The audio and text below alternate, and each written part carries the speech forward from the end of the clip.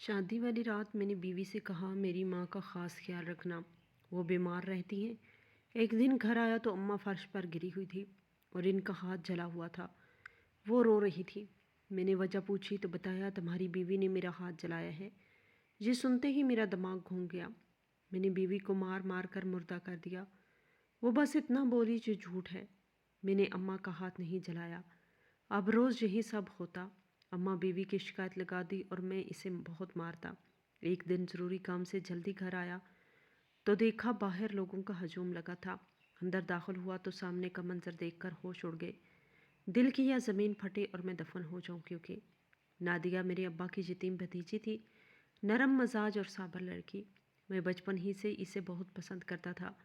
جب میں اپنی تعلیم مکمل کر کے ایک اچھی نوکری حاصل کر چکا تو دل میں احساس جاگا اب اس ذمہ داری کو بھی پورا کرنا ہوگا جو ابا میرے کندھوں پہ چھوڑ گئے تھے۔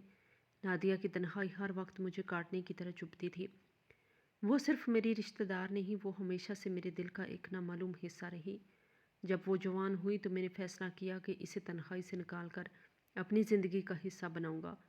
میں نے ایک دو بار اماں سے نادیہ کا ذکر کیا تھا، مگر ہر بار ان کا رد عمل سخت اور غیر لچکدار ہوتا تھا۔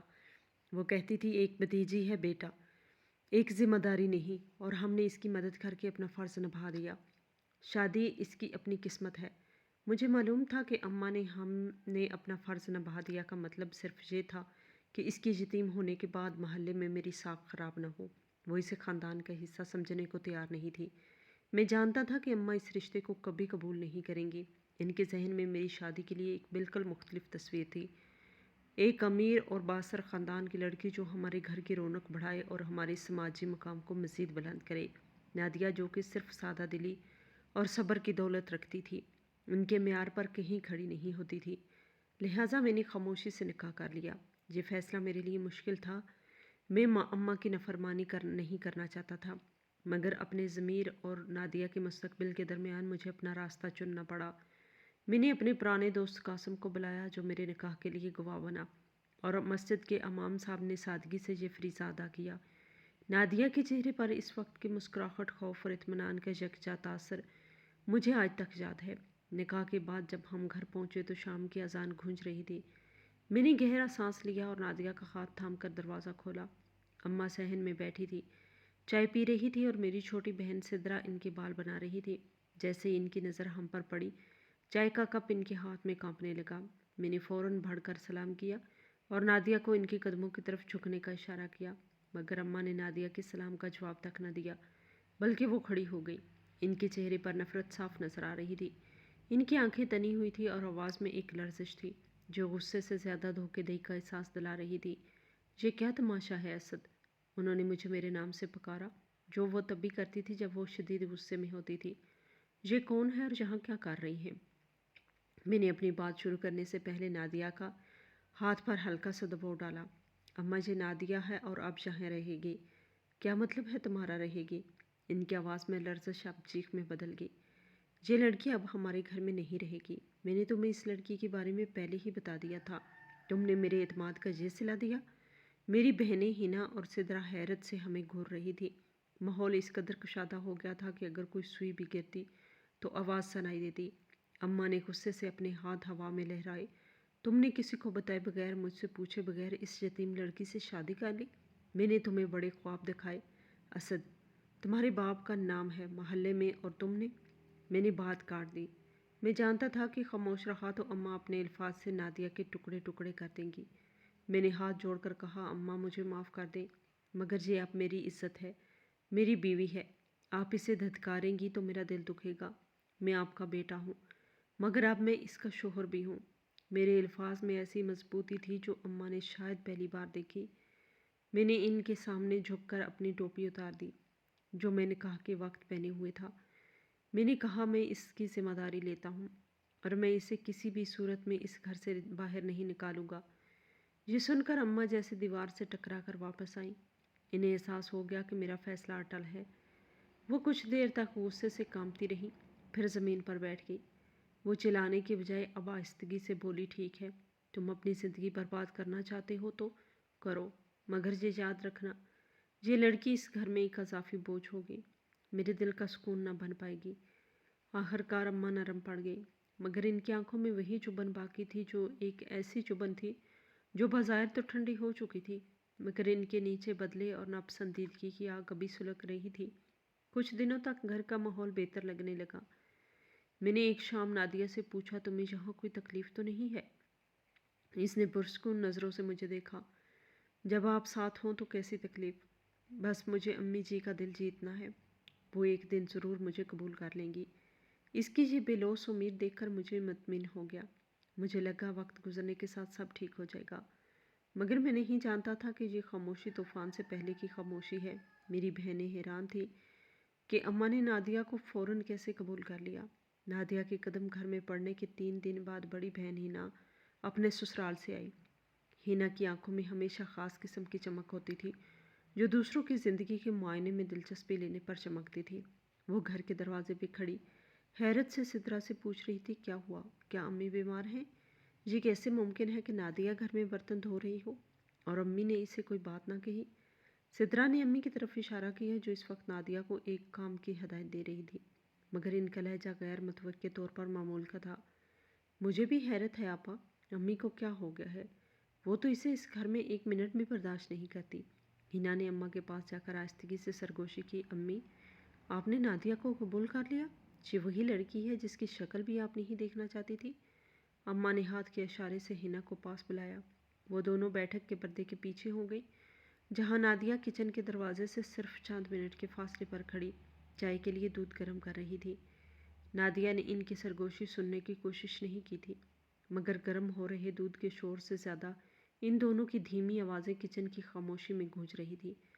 ان میں سے بڑی بہن نے تنزیہ کہا، امی کو عقل آ گئی ہے شاید، یا شاید اسد بھائی نے کوئی دھمکی دے دی ہے کہ اگر نادیہ کو نکالا تو وہ خود گھر چھوڑ دیں گے۔ ہینا کی بات میں صاف شک اور بدگمانی جھلک رہی تھی۔ اماں نے ہینا کا ہاتھ تھاما اور ایک مینی خیز مسکراہٹ کے ساتھ جواب دیا۔ ان کی آنکھوں میں ایک ایسی شیطانی چمک تھی جو ان کے عام غصے سے زیادہ خطرناک تھی۔ جب اگلے میٹھے سے زہر مر جائے تو زہر دینے کی ضرورت کیا ہے؟ اماں نے بات مکمل کرنے سے پہلے ایک لمحے کا وقفہ کیا، جیسے وہ چاہتی تھی کہ اس جملے کی گہرائی ان بیٹیوں کو پوری طرح محسوس ہو۔ جب کوئی تمہارے سامنے تمہاری ہر بات مان لے، تمہاری خدمت کرے اور تمہارے غصے کو ٹھنڈا کرنے کی ہر ممکن کوشش کرے، تو اس کی تعریف کر کے اسے اپنے آپ پر زیادہ اعتماد دلاؤ۔ وہ خود ہی اس انتظار میں مر جائے گا، تم اس سے پیار کرو گی، اور وہ مرتے دم تک یہ انتظار نہیں چھوڑے گا، کیونکہ اس نے تمہاری نفرت کو بھی اپنی محبت سے قبول کیا ہے۔ یہ آہستہ جلنے والی آگ ہے بیٹا، اور یہ زیادہ تکلیف دہ ہے۔ یہ جملہ نادیہ نے دروازے کے پیچھے سے سن لیا۔ چائے کا کپ جو وہ اٹھانے لگی تھی، اس کے ہاتھ میں ساکن ہو گیا۔ دودھ کچن کے چولہے پہ ابل کر بہہ چکا تھا، مگر نادیہ کو اس کی تپش محسوس نہ ہوئی۔ اس کا پورا وجود پتھر بن چکا تھا۔ اماں کے الفاظ میٹھے سے مر جائے اس کی کانوں میں گونج رہے تھے، جیسے کسی نے اس سے سب سے بڑی امید کو چھرا گھونپ دیا ہو۔ وہ کچھ دیر پتھر بنی کھڑی رہی۔ اس کے آنسو ایک گولی کی طرح اس کی آنکھوں سے نکل کر چولہے پہ گرے اور فوراً ہی بھاپ بن کر ہوا میں تحلیل ہو گئے۔ اس شام میرے دفتر سے آنے سے پہلے نادیہ نے اپنے آنسو پونچھ کر کچن میں سارا بہا ہوا دودھ صاف کیا اور چپ چاپ باقی کے کاموں میں لگ گئی۔ اس نے اپنی آنکھیں اور چہرہ بار بار ٹھنڈے پانی سے دھویا تاکہ میرے سامنے اس کے دکھ کی کوئی نشانی باقی نہ رہے۔ شام کے کھانے پر بھی اماں کا رویہ نادیہ سے بالکل ٹھیک تھا۔ وہ اسے بیٹی کہہ کر مخاطب کر رہی تھی اور چھوٹے چھوٹے کام خود کرنے کی بجائے نادیہ سے کہہ رہی تھی۔ نادیہ کا دل اس منافقت پر مزید ٹوٹ رہا تھا۔ رات کو میں نے دیکھا وہ چپ چاپ برتن دھو رہی تھی۔ کچن میں چھت پر لگا ہوا بلب ٹمٹما رہا تھا اور اس روشنی میں نادیہ کا چہرہ معمول سے زیادہ پیلا لگ رہا تھا۔ میں اس کے پاس گیا، اس کی کمر پر اپنا ہاتھ رکھ کر پوچھا، کچھ پریشان لگ رہی ہو؟ طبیعت ٹھیک نہیں ہے؟ اس نے چونک کر میری طرف دیکھا۔ اس کی آنکھوں میں ایک گہرا سمندر تھا جسے وہ چھپانے کی کوشش کر رہی تھی۔ اس نے فوراً ایک مجبور مسکراہٹ اپنے چہرے پر لائی اور بولی، نہیں، بس نیند نہیں آ رہی، سوچا جلدی سے برتن دھو کر فارغ ہو جاؤ۔ اس نے اپنا کام جاری رکھا اور میری طرف دوبارہ نہیں دیکھا۔ وہ مجھ سے بات نہیں کر رہی تھی، بلکہ وہ خود سے عہد کر رہی تھی۔ میں اس کی خاموشی نہ سمجھ سکا۔ میں نے صرف یہی سمجھا کہ وہ نئی زندگی میں ایڈجسٹ ہو رہی ہے، اور یہ عام بات ہے۔ نادیہ نے اپنی تکلیف کو اپنی خاموشی کے اندر دفن کیا، اور اس خاموشی کا اثر اگلے چند ہفتوں میں گھر کے ماحول پر نظر آنے لگا۔ نادیہ نے اپنی سرگرمیوں میں دگنا اضافہ کر دیا۔ وہ اماں کی خدمت اس طرح کرتی جیسے وہ ایک مجرم ہو جسے اپنی غلطی کی معافی مانگنی ہو۔ وہ صبح 4 بجے اٹھ جاتی تاکہ اماں کی ہر چھوٹی بڑی ضرورت پوری ہو سکے۔ اس نے یہ تک نہیں دیکھا کہ اماں نے کس طرح اپنی خدمت کا معیار بلند کر دیا تھا۔ نادیہ نے 1-2 بار میرے سامنے بہنوں کے رویے کے بارے میں بھی اشارہ کرنے کی کوشش کی۔ ایک دن بڑی بہن اینا نے نادیہ کو میرے پرانے کپڑے دھونے کے دوران کہا، تم خوش قسمت ہو کہ تم نے اسد بھائی کو بسایا، ورنہ تمہاری جیسی لڑکیوں کو تو ہمارے گھر کی سیڑھیاں بھی صاف کرنے کو نہ ملتی۔ نادیہ یہ جملہ سن کر دل برداشتہ ہو گئی۔ کئی دن اندر ہی اندر اس جملے کو ہضم کرنے کے بعد ایک دن نادیہ نے بہت ہمت جمع کی۔ میں شام کو اخبار پڑھ رہا تھا اور نادیہ میرے لیے چائے لے آئی۔ اس نے ہچکچاتے ہوئے کہا، آپ کی اماں اور بہنیں مجھ سے ناراض رہتی ہیں، میں کتنی بھی خدمت کروں خوش نہیں ہوتی، ایسا لگتا ہے جیسے وہ مجھے دیکھ کر بھی خوش نہیں ہیں۔ نادیہ کا لہجہ انتہائی دھیما اور محتاج تھا۔ اس نے اس بات کو صرف ایک شکوے کے طور پر نہیں بلکہ ایک معصوم درخواست کے طور پر پیش کیا تھا کہ میں اس رشتے کو بہتر بنانے میں اس کی مدد کروں، مگر میری تھکی ہوئی طبیعت اور پہلے سے موجود بدگمانی نے میرا ذہن بالکل الٹ دیا۔ میں فوراً بھڑک اٹھا۔ میں نے تم سے کہا تھا نا، میری ماں اور بہنوں کے خلاف ایک لفظ بولا تو برداشت نہیں کروں گا۔ میرے ہاتھ سے اخبار گر گیا۔ کیا تم یہ چاہتی ہو کہ میں تمہیں گھر لانے کے بعد اپنی ماں اور بہنوں سے بھی دور ہو جاؤں؟ تم کس قسم کی عورت ہو؟ تم صرف شکایات لے کر آئی ہو؟ میرے غصے کی شدت اور عذاب کی الفاظ کی سختی نے نادیہ کو اس کی جگہ پر ہی جما دیا۔ وہ سہمی ہوئی چپ ہو گئی۔ اس کی آنکھوں میں آنسو آ گئے، مگر وہ انہیں پلکوں کی باڑ توڑنے کی اجازت نہ دے سکی۔ اس دن کے بعد اس نے کبھی کوئی شکوہ نہیں کیا۔ اس نے اپنی پوری اندرونی دنیا کو میرے سامنے بند کر لیا۔ اسے احساس ہو گیا تھا کہ میرے لیے میری ماں کی بات اور میرا یقین اس کی سچائی سے زیادہ اہم ہے۔ اس کے خاموش ہونے کے بعد کمرے میں ایک ایسی خاموشی چھا گئی جو میری چیخوں سے زیادہ شور مچا رہی تھی۔ میں نے بعد میں شرمندگی محسوس کی، مگر معافی مانگنے کی ہمت نہ ہوئی۔ مگر اس کی آنکھوں کا سکون جیسے کہیں کھو گیا تھا۔ وہ ہمیشہ مسکراتی رہتی تھی۔ اس کی آنکھوں میں ایک امید کی چمک تھی جو اب بجھ چکی تھی۔ میں نے محسوس کیا کہ وہ اکثر خاموش رہنے لگی ہے۔ کام کرتے ہوئے، کھاتے ہوئے یا میرے ساتھ بیٹھتے ہوئے بھی اس کا ذہن کہیں اور ہوتا تھا۔ وہ ہمیشہ ایک گہری سوچ میں ڈوبی رہتی، اور جب میں اسے پکارتا تو وہ چونک کر جواب دیتی۔ میں نے اس کے اس رویے کو خود سے جوڑنے کے بجائے غلط معنی دینا شروع کر دیے۔ مجھے لگا شاید وہ سست ہے اور اس نئی زندگی کے بوجھ کو اٹھانے کے لیے تیار نہیں ہے۔ میں نے سوچا کہ وہ گھر کے کاموں سے تھک جاتی ہے، یا شاید وہ آرام کی عادی ہے۔ ایک دن میں نے نادیہ سے پوچھا، کیا تم دن بھر تھکی ہوئی کیوں لگتی ہو؟ مجھے لگتا ہے کہ تم کام کو دل سے نہیں کرتی۔ اس نے صرف اتنا جواب دیا، ایسی بات نہیں، میں آپ کے گھر کو خوش رکھنے کی ہر ممکن کوشش کر رہی ہوں۔ مگر حقیقت یہ تھی کہ وہ اندر سے ٹوٹ چکی تھی۔ میری نوکری ایسی تھی کہ صبح نکلتا اور رات کو واپس آتا۔ صبح جب میں نکلتا تو نادیہ مجھے ناشتہ دے چکی ہوتی تھی اور باورچی خانے میں کام کر رہی ہوتی، مگر اماں اور بہنیں اسے کبھی تنہا کام کرنے نہیں دیتی تھی۔ وہ ہمیشہ نادیہ سے کہتی تھی کہ اسے برتنوں کو دھونے کی ضرورت نہیں، کیونکہ نادیہ ٹھیک طریقے سے صاف نہیں کرتی۔ ایک دن اماں نے کہا، نادیہ تم جا کر کمرے میں آرام کرو، ہم خود ہی باقی کے برتن دھو لیں گے، تمہاری نازک انگلیاں ٹوٹ جائیں گی۔ اماں کے الفاظ بظاہر تو میٹھے تھے، مگر ان میں کڑوا طنز تھا۔ نادیہ نے فوراً جواب دیا، نہیں امی جی، یہ میرا کام ہے، میں کیوں آپ کو زحمت دوں؟ مگر اماں نے اسے زبردستی کمرے میں بھیج دیا، اور میری بہنیں ہنا اور سدرا جھک کر برتن دھونے لگیں۔ ان کی آپس کی سرگوشیاں نادیہ کے کمرے تک پہنچیں۔ دیکھو تو ملکہ کمرے میں جا کر بیٹھ گئی ہے اور ہم نوکرانیاں ان کے برتن دھو رہی ہیں۔ نادیہ بستر پر بیٹھی یہ سب سنتی اور اس کے دل میں یہ خوف جاگتا کہ جب میں رات کو آؤں گا تو مجھے کیسا منظر نظر آئے گا۔ میں اکثر دیکھتا کہ جب آؤں تو نادیہ فارغ ہوتی ہے، بہنیں کام کر رہی ہوتی ہیں۔ ایک شام میں نے دیکھا اماں صحن میں پودوں کو پانی دے رہی ہیں، جبکہ نادیہ کمرے کی کھڑکی کے پاس بیٹھی خاموشی سے ایک میگزین پڑھ رہی ہے۔ میرے آتے ہی اماں نے پودے رکھنے والا برتن زمین پر رکھ دیا اور سانس لینے لگی۔ یہ منظر دیکھ کر میرے اندر غصے کی آگ بھڑکی۔ یہ کیا ہو رہا ہے؟ میں نے اپنی آواز کی سختی کو بلند کیا۔ نادیہ فوراً کھڑی ہو گئی۔ اس کے چہرے پہ خوف کے سائے تھے۔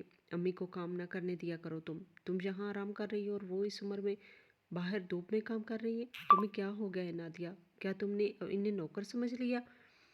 میں نے کئی بار کوشش کی کہ انہیں روکا جائے، مگر وہ کہتی ہیں تمہارے ہاتھ میں سلیقہ نہیں ہے، یا یہ کام میں اپنی پوری زندگی خود کیا ہے۔ وہ سچ کہہ رہی تھی۔ اماں اور بہنیں جان بوجھ کر نادیہ کو کام سے دور رکھتی تھی تاکہ وہ خود کو مشغول دکھا سکے اور میرے سامنے اسے سست اور لاپرواہ ثابت کر سکے۔ یہ ان کی خاموشی سازش کا ایک حصہ تھا، مگر میں نے اس کی اس بات پر یقین نہیں کیا۔ میرے دل میں یہ بات بیٹھ چکی تھی کہ نادیہ جھوٹ بول رہی ہے۔ میرا شک اب ایک یقین میں بدل چکا تھا۔ بس کرو نادیہ، مجھ سے جھوٹ نہ بولو، تم بہت آرام طلب ہو چکی ہو۔ یاد رکھو، ہماری روایت میں بیوی شوہر کی ماں کی خدمت کو اپنا فرض سمجھتی ہے۔ نادیہ اندر ہی اندر روتی مگر میں اسے کچھ نہ کر پاتی۔ وہ جانتی تھی جو بھی کہے گی اس کا کوئی فائدہ نہیں ہوگا، کیونکہ میرے دل میں اماں کی باتوں نے ایک ایسی کھڑکی کھول دی تھی جہاں سے صرف شک ہی گزرتا تھا۔ میری بے اعتباری نے اس کے دل پر بوجھ ڈال دیا۔ وہ ایک بار پھر خاموش ہو گئی۔ نادیہ کی خاموشی نے گھر میں ایک عجیب سا ٹھہراؤ پیدا کر دیا۔ وہ ایک سائے کی طرح کام کرتی رہتی، نظر نہ آتی، مگر اس کی محنت کے نتائج ہر طرف نظر آتے۔ اس نے اماں کی خدمت کے لیے اپنی نیند تک کو قربان کر دیا، مگر اماں کی چالیں زیادہ تھی۔ گرمیوں کا موسم تھا، درجہ حرارت آسمان کو چھو رہا تھا۔ مجھے اماں کی صحت کی فکر ہوئی۔ وہ عمر رسیدہ تھی اور ہیٹ اسٹروک کا خطرہ تھا۔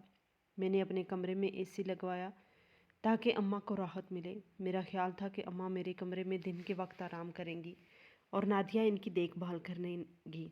اے سی لگنے سے اگلے دن میں نے اماں کو کمرے میں منتقل ہونے کو کہا۔ اماں نے خوشی سے قبول کر لیا، مگر نادیہ کو ہدایت دی کہ وہ صرف ان کی خدمت کے لیے کمرے میں داخل ہو اور اپنا وقت باہر ہی گزارے۔ نادیہ نے ایک بار بھی احتجاج نہیں کیا۔ اگلے دن میری بہن سدرا کے رشتے والے آنے والے تھے۔ میں صبح دفتر نکلنے سے پہلے نادیہ کو بتا گیا تھا کہ وہ سب تیاریاں وقت پر مکمل کر لے۔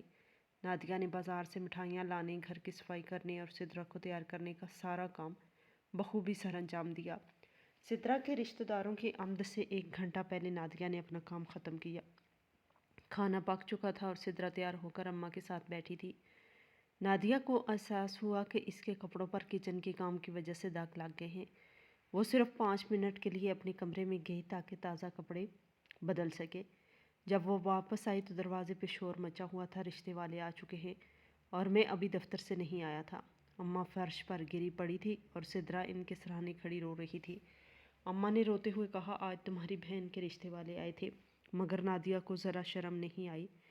وہ ٹھنڈے کمرے میں بیٹھی رہی۔ میں نے اس سے آواز دی کہ میری طبیعت خراب ہو رہی ہے، میرے سر میں چکر آ رہے ہیں، مگر اس نے سنا ہی نہیں۔ میں نے خود ہی اٹھ کر پانی پینے کی کوشش کی اور گر گئی۔ اماں کی بات سن کر رشتہ داروں نے فوراً نادیہ کی طرف دیکھا، جنہیں یہ بالکل ہی شرمناک لگا کہ نئی بہو کمرے میں آرام کر رہی تھی جبکہ ساس گر گئی۔ میں اس دوران گھر میں داخل ہوا اور یہ منظر دیکھ کر میری نوکری سے تھکی ہوئی حالت اور اماں کے گرنے کی کہانی نے میرے اندر کا غصہ آسمان پر چڑھا دیا۔ میں نے غصے سے نادیہ پر چیخنا شروع کر دیا، تم نے کیا کر دیا؟ رشتہ دار گھر میں ہیں اور تم اماں کو دیکھ نہیں سکتی؟ کیا تمہیں میرے گھر کی عزت کا ذرا بھی خیال نہیں؟ تم کس قسم کی عورت ہو؟ تم نے مجھے شرمندہ کروا دیا۔ وہ بس اتنا بولی، میں نے سب تیاریاں کی تھی، بس آپ کے آنے سے پہلے کپڑے بدلنے گئی تھی۔ میں نے امی کو گرتے ہوئے نہیں دیکھا، مجھے بس 5 منٹ ہوئے ہیں کمرے میں۔ نادیہ کی آنکھوں میں التجا تھی، مگر اس کا جواب میرے غصے کے سامنے ایک کمزور سرگوشی تھا۔ میں نے کچھ نہ سنا، بس اپنے غصے میں سب کہہ دیا۔ میں نے رشتہ داروں کے سامنے اس کی توہین کی۔ میں نے اسے ہدایت دی کہ وہ فوراً کچن میں جائے اور کسی کو اپنا چہرہ نہ دکھائے۔ رشتہ داروں کے چہروں پر بھی نفرت صاف نظر آ رہی تھی۔ سدرا کے رشتے کی بات تو ٹھیک تھی، مگر گھر کی فضا زہریلی ہو چکی تھی۔ اس رات نادیہ بستر پر نہ آئی۔ میں نے اپنا غصہ ٹھنڈا ہونے کے بعد اسے ڈھونڈا۔ وہ دیر تک چھت پر بیٹھی رہی۔ آسمان پر ستاروں کی کوئی انتہا نہ تھی، مگر نادیہ کی خاموشی کی انتہا تھی۔ جب میں چھت پر گیا دیکھا کہ وہ پرانے کمبل میں لیٹی ہوئی خاموشی سے آسمان کو دیکھ رہی ہے۔ اس کے چہرے پہ آنسو کے نشان تھے۔ میں نے اسے کہا، نیچے آ جاؤ، ٹھنڈ لگ جائے گی۔ اس نے میری طرف دیکھا، اس کی آنکھیں خالی اور غیر حاضر تھیں۔ آپ کو مجھ پر یقین کیوں نہیں آیا؟ میں نے آپ کے گھر کے لیے سب کچھ کر دیا۔ میں لاجواب ہو کر کہا، تمہارے کمرے میں ہونے کا ثبوت میری ماں کا زمین پہ گرا ہونا تھا۔ نادیہ ماں کبھی جھوٹ نہیں بولتی۔ وہ خاموش ہو گئی اور پھر آہستگی سے بولی، شاید سوچ رہی تھی کہ محبت میں الزام بے سزا بن جاتے ہیں، اور جب الزام لگانے والا خود میرا شوہر ہو تو وہ سزا زیادہ شدید ہوتی ہے۔ اس کے الفاظ کی گہرائی نے میرے دل کو چھوا، مگر میری ماں کے خلاف یہ بات سننے کی جرأت مجھ میں نہیں تھی۔ میں اسے نیچے لے آیا اور کمرے میں چپ چاپ لیٹ گیا۔ وہ پوری رات کمرے کے کونے میں بیٹھی رہی، اور اس رات کے بعد سے نادیہ نے فیصلہ کیا کہ وہ میرے سامنے سے ہمیشہ گریز کرے گی تاکہ کسی نئے الزام سے بچ سکے۔ اس کی محبت اب خوف میں تبدیل ہو چکی تھی۔ گزشتہ رات کا الزام اور میری بے رحمی نادیہ کے لیے ایک گہرا زخم چھوڑ گئی۔ اس نے اگلے ہفتے میں اپنے آپ کو مکمل طور پر کاموں میں مگن کر لیا، مگر اس نے کبھی بھی اماں کے قریب رہ کر کام نہیں کیا۔ وہ ہمیشہ ایک دوری بنائے رکھتی تاکہ اماں کو نیا بہانہ نہ ملے۔ ایک ہفتے بعد میں اپنے کام میں مشغول تھا جب مجھے اماں کی طرف سے ایک پریشان کن کال آئی۔ انہوں نے روتے ہوئے کہا وہ ٹھیک نہیں ہے اور نادیہ ان کی کوئی مدد نہیں کر رہی۔ میں نے اماں کی آواز میں دکھ اور بے بسی محسوس کی اور میرا دل ڈوب گیا۔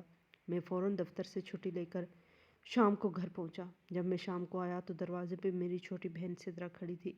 اس کا چہرہ آنسوؤں سے بھیگا ہوا تھا۔ جیسے ہی قدم رکھا اس نے مجھے لپٹ لیا اور کہا بھائی نادیہ نے آج حد کر دی۔ اندر داخل ہوتے ہی دیکھا اماں فرش پر گری رو رہی تھی۔ ان کے کپڑے بکھرے ہوئے تھے اور اپنے دائیں ہاتھ پر دباؤ ڈال کر رونا شروع کر دیتی تھی۔ سدرا اور ہنا دونوں اماں کے گرد کھڑی تھی۔ نادیہ باورچی خانے کے دروازے پہ ساکت کھڑی تھی۔ اس کا چہرہ بالکل سفید ہو چکا تھا جیسے اسے کسی سانپ نے ڈس لیا ہو۔ اماں نے اپنی رونے والی آواز میں بمشکل کہا نادیہ نے مجھے دھکا دیا اور اے سی والے کمرے سے نکال دیا۔ میں صرف یہ کہنے گئی تھی کہ میرا سر دکھ رہا ہے، پنکھا چلا دو، مگر اس نے غصے سے کہا آپ ہمیشہ مجھے کام کرنے سے روکتی ہیں، خود ہی آرام کرتی رہتی ہیں۔ ہنا نے فوراً اس کی بات کی تائید کی جی بھائی میں نے اپنی آنکھوں سے دیکھا ہے۔ نادیہ انہیں کمرے سے دھکا دے رہی تھی۔ بہنیں بھی رونے لگی۔ سدرا نے بھی کہا نادیہ اماں سے بحث کر رہی تھی۔ میرا دماغ گھوم گیا۔ ایک تو میں دفتر سے کام چھوڑ کر آیا اور دوسرا یہ شرمناک منظر۔ نادیہ کا مجھ پہ جھوٹ بولنا تو پہلے ہی ثابت ہو چکا تھا اور اب یہ کہ وہ میری ماں کو دھکا دے رہی ہے۔ میں نے بغیر سنے نادیہ پہ ہاتھ اٹھایا۔ میرا ہاتھ ہوا میں بلند ہوا اور اس کی گال سے جا ٹکرایا۔ ایک سنسناتی آواز پورے گھر میں گونج اٹھی۔ یہ پہلی بار تھا کہ میں نے نادیہ پر جسمانی تشدد کیا تھا۔ وہ چپ چاپ سہتی رہی۔ اس نے اپنے گال پر ہاتھ تک نہ رکھا۔ اس کی آنکھوں میں حیرت اور تکلیف کے علاوہ کچھ نہیں تھا۔ اگلے دن اماں آرام سے بیٹھی محلے کی عورتوں کو یہی قصہ سنا رہی تھی۔ وہ اپنے دائیں بازو کو جھوٹے دکھاوے کے ساتھ پکڑ کر بیٹھی تھی اور عورتوں سے کہہ رہی تھی دیکھو تو اس لڑکی کا کتنا غرور ہے، یہ تو اپنے سسرال میں بھی میرے ساتھ ایسا کرتی ہے۔ میں نے اپنے بیٹے کی خاطر اسے قبول کیا تھا مگر اس نے میرا یہ حال کر دیا۔ نادیہ اس وقت پودوں کو پانی دے رہی تھی اور ان عورتوں سے تھوڑے فاصلے پر کھڑی تھی۔ نادیہ نے دور کھڑے یہ جب سب سنا اسے احساس ہوا کہ وہ صرف اپنے سسرال والوں کے لیے نہیں بلکہ اب پورے محلے کے سامنے ایک مجرم ثابت ہو چکی ہے۔ اس کی سچائی کی آواز اب کسی تک نہیں پہنچ سکتی تھی اور سب سے بڑا دکھ یہ تھا کہ اس کی سچائی کا سب سے پہلا انکار خود میں نے کیا تھا۔ وہ اپنا کام چھوڑ کر دیوار سے ٹیک لگا کر کھڑی ہو گئی۔ اس کی آنکھوں میں نمی نہیں تھی، صرف ایک ٹھہراؤ تھا۔ اس نے اپنے دل میں فیصلہ کیا کہ اب وہ صرف خاموشی سے زندگی گزارے گی، بولے گی نہیں۔ اسے محسوس ہوا کہ اب الفاظ کی ضرورت نہیں ہے۔ جس نے اسے جسمانی اذیت دی اور اس کی روح کی تکلیف کو کیسے سمجھ سکتا ہے۔ اس نے اس دن میرے اور اپنے درمیان ایک فولاد کی دیوار کھڑی کر لی۔ وہ اب میری بیوی تھی مگر اس کا دل کہیں اور جا چکا تھا۔ نادیہ کی خاموشی اب گھر کی سب سے بڑی سچائی بن چکی تھی۔ میرے ہاتھ اٹھانے کے واقعے کے بعد گھر میں ایک ایسی غیر فطری خاموشی چھا گئی جو مجھے بے چین کر دیتی تھی۔ نادیہ اپنا سارا دن میری ماں اور بہنوں کی نظروں سے دور گزارتی۔ وہ صبح میرے اٹھنے سے پہلے ناشتہ بنا کر چلی جاتی اور رات کو میرے سونے کے بعد کمرے میں آتی۔ وہ اور میں ایک ہی چھت کے نیچے اجنبی بن چکے تھے۔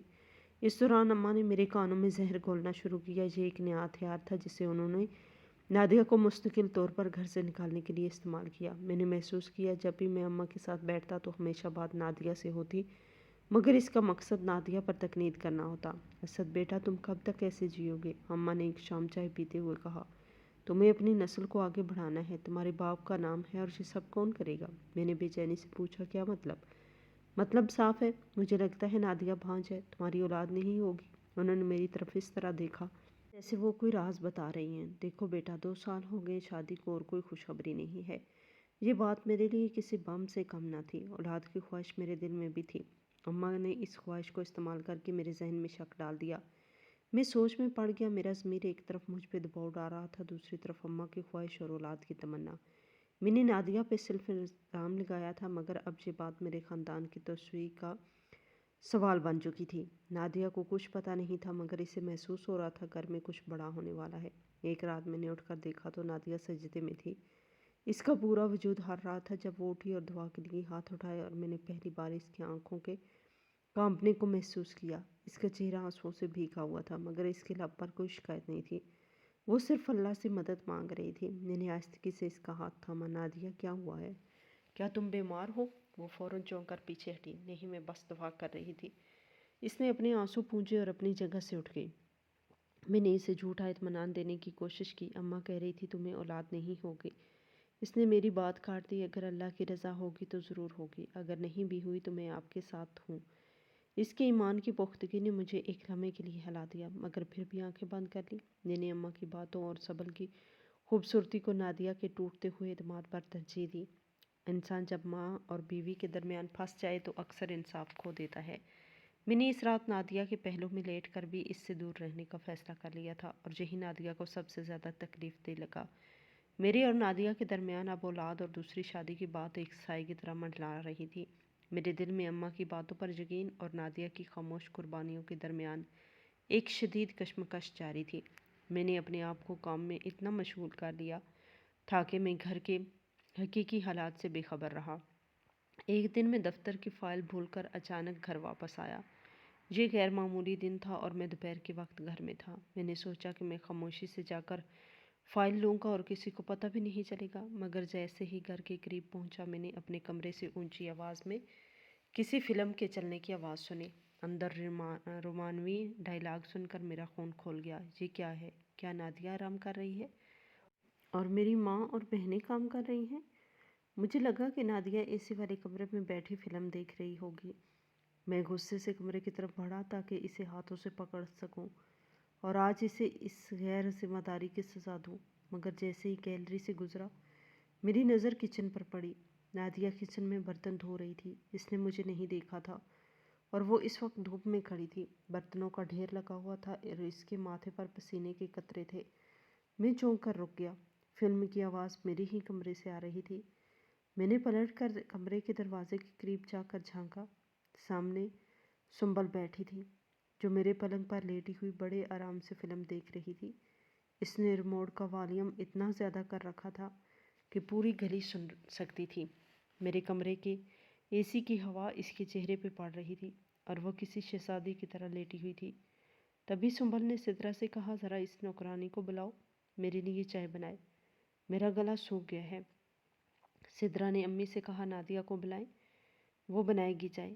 اماں نے باہر کچن کے دروازے پہ جا کر زور سے آواز دی، ہے نادیہ، تمہارا دماغ خراب ہے کیا؟ کیا تم بہری ہو گئی ہو؟ فوراً جہاں اور سنبل کے لیے چائے بناؤ۔ نادیہ نے خاموشی سے اپنے ہاتھ دھوئے اور اندر آئی۔ وہ پریشان لگ رہی تھی۔ سنبل نے نادیہ کے کو دیکھ کر طنزیہ مسکراہٹ دی۔ او مہارانی کو وقت مل گیا ہے، جا کر چائے بناؤ، اور ہاں اس بار میٹھی بنانا، تمہاری طرح کڑوی نہیں۔ میں چونک گیا۔ یہ سب دیکھ کر میرا دل لرز گیا۔ نادیہ میرے کمرے میں نہیں تھی، سنبل تھی اور وہ اس سے نوکرانی کہہ کر مذاق اڑا رہی تھی۔ مجھے اپنی ماں اور بہنوں کی چالاکی سمجھ میں آ گئی۔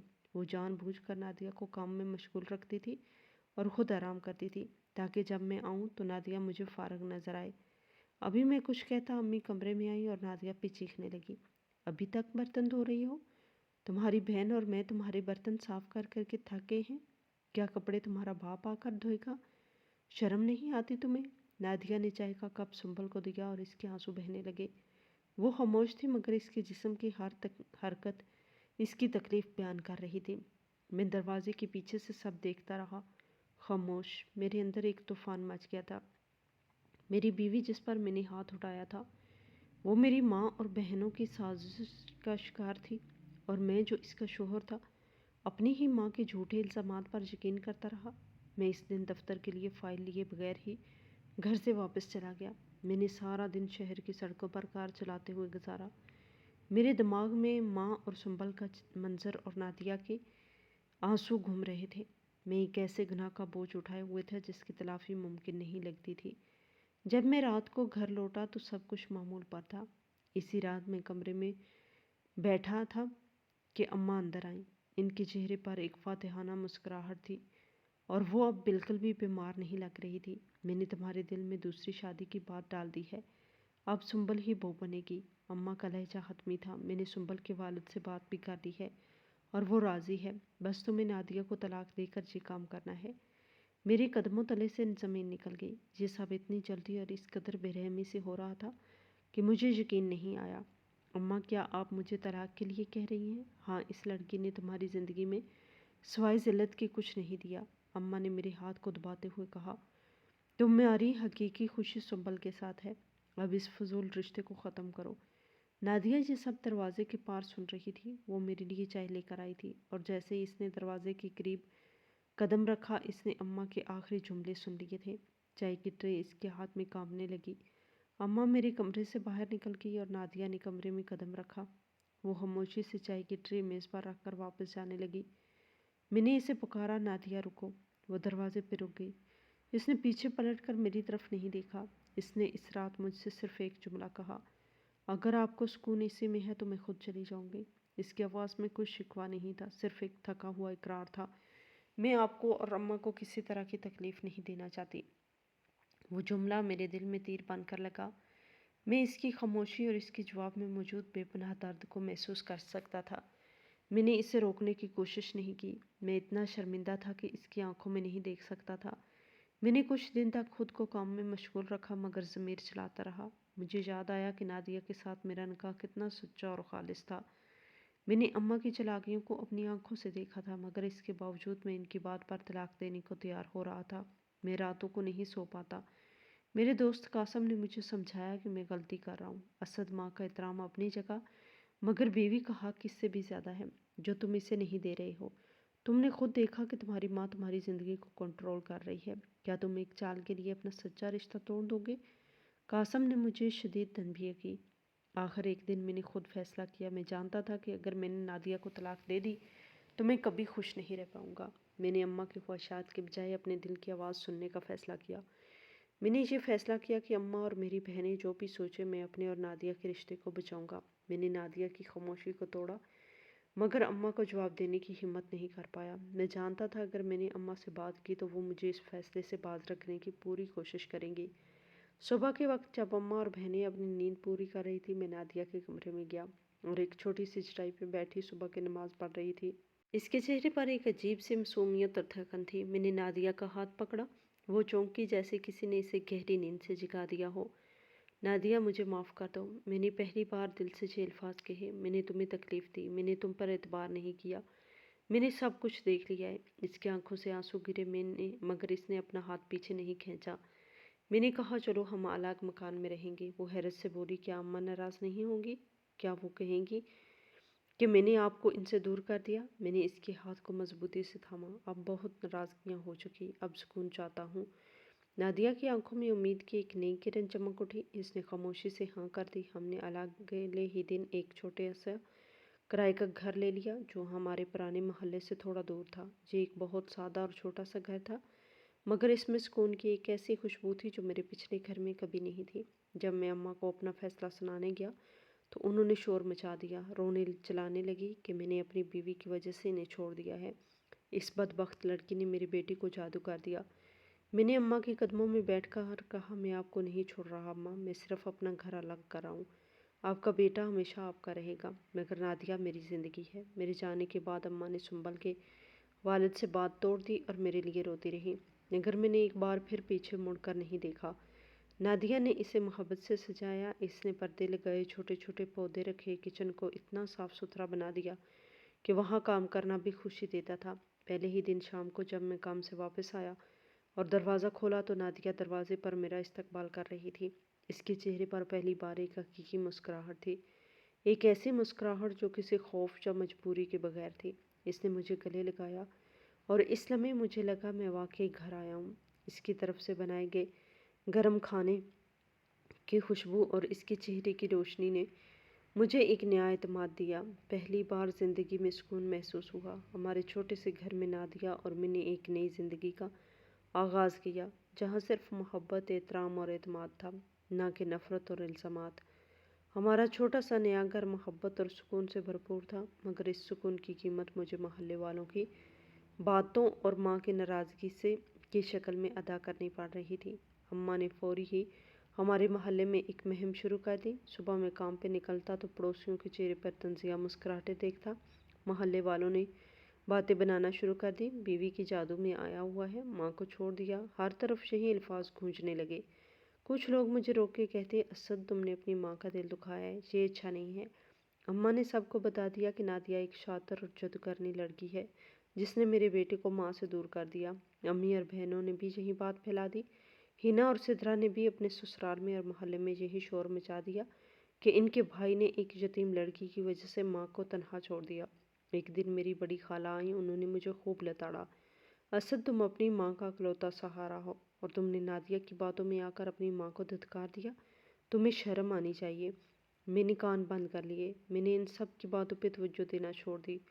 میں نے نادیہ کی طرف دیکھا۔ نادیہ نے کبھی جواب نہ دیا، نہ محلے والوں کو، نہ ہی فون پر خالہ کو۔ اس نے سارے منفی ماحول کو اپنے اوپر حاوی نہیں ہونے دیا۔ جب بھی کوئی پڑوسن اسے طعنہ دیتی، وہ صرف مسکرا کر اسے نظر انداز کر دیتی۔ میں نے محسوس کیا کہ جب انسان سچ پر ہو تو وقت ہی اس کا گواہ بن جاتا ہے۔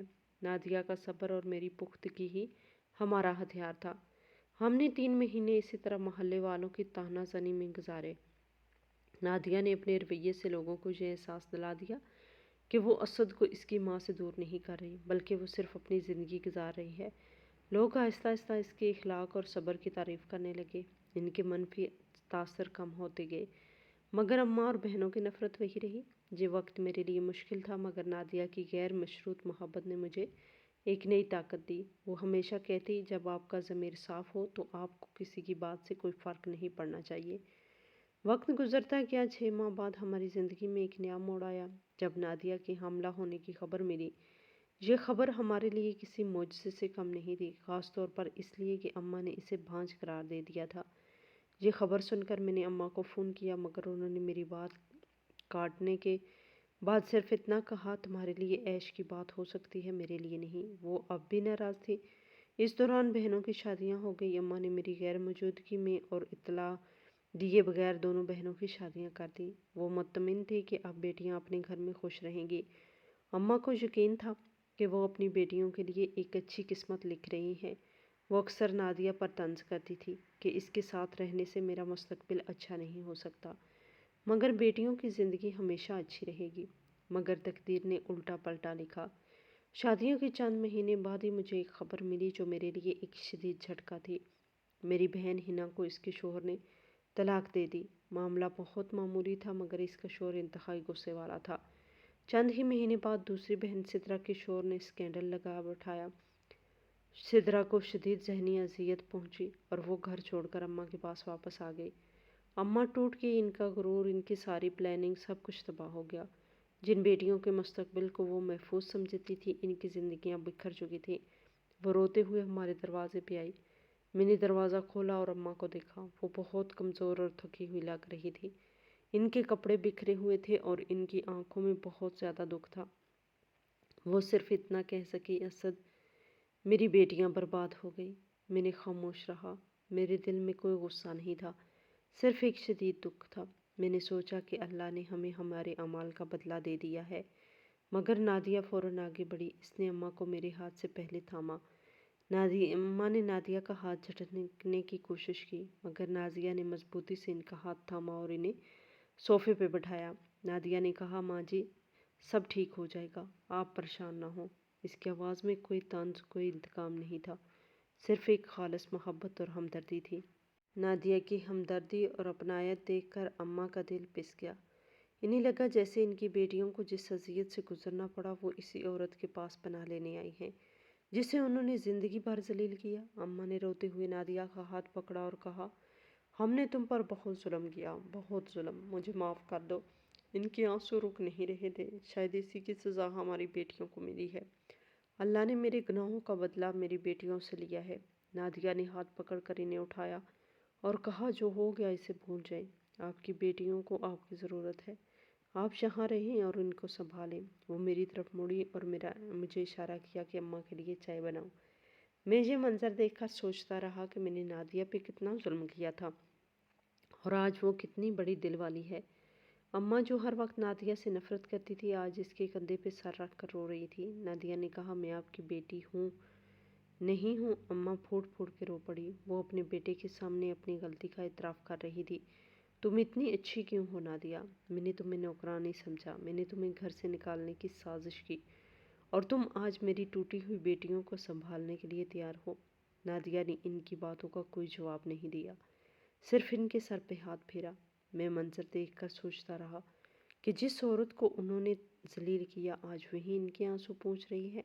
نادیہ کے چہرے پہ پرسکون تھا، جیسے اس نے سب گناہوں کو معاف کر دیا ہو۔ اس نے اپنے عمل سے ثابت کر دیا کہ وہ کسی بھی شکوے یا الزام سے بہت زیادہ بہتر تھی۔ اماں اب ہمارے ساتھ رہنے لگی۔ وہ دونوں بہنوں کو لے کر ہمارے چھوٹے سے گھر میں آیا گئی۔ نادیہ نے ان کی ہر ضرورت کا خیال رکھا۔ اس نے یہ اماں کے کمرے کو صاف کیا، انہیں آرام دہ محسوس کرایا اور ان کی پسند کا کھانا بنایا۔ اماں کی طبیعت زیادہ خراب رہنے لگی تھی اور نادیہ نے انہیں ایک نرس کی طرح سنبھالا۔ بہنیں آہستہ آہستہ اپنی غلطی ماننے لگی۔ نادیہ نے اپنی صبر، محبت اور بے لوث خدمت سے نہ صرف میرے خاندان کے بکھرے ہوئے ٹکڑوں کو جوڑا، بلکہ میری ماں اور بہنوں کے دل بھی ہمیشہ کے لیے جیت لیا۔ میں نے اپنی ماں کو نادیہ سے پہلی بار محبت کا اظہار کرتے ہوئے دیکھا۔ میری ماں نے اس کے ہاتھ پہ بوسہ دیا اور کہا، تم نے مجھے ایک ایسی بیٹی دی جو میری اپنی بیٹیاں بھی نہ بنا سکی، اور یہی نادیہ کی اصل فتح تھی۔ ایسی فتح جس میں کوئی ہارنے والا نہیں تھا، صرف ٹوٹے ہوئے رشتے جوڑے گئے تھے۔ ہماری آج کی یہ کہانی کیسی لگی کمنٹ باکس میں اپنی رائے کا اظہار ضرور کریں اور ہمارے چینل کو سبسکرائب کریں۔